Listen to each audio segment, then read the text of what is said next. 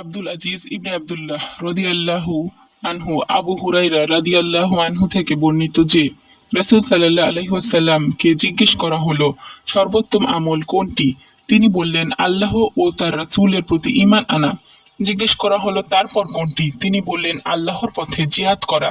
জিজ্ঞেস করা হলো তারপর কোনটি। তিনি বললেন হজ ই মাবরুর, মকবুল হজ। আব্দুর রহমান ইবনে মোবারক রাদিয়াল্লাহু উম্মুল মুমিনিন আয়েশা রাদিয়াল্লাহু আনহু থেকে বর্ণিত, তিনি বললেন ইয়া রাসূলুল্লাহ, জিহাদকে আমরা সর্বোত্তম আমল মনে করি, কাজে আমরা কি জিহাদ করব না? তিনি বললেন না, বরং তোমাদের জন্য সর্বোত্তম আমল হলো মকবুল হজ, হজ মাবরুর।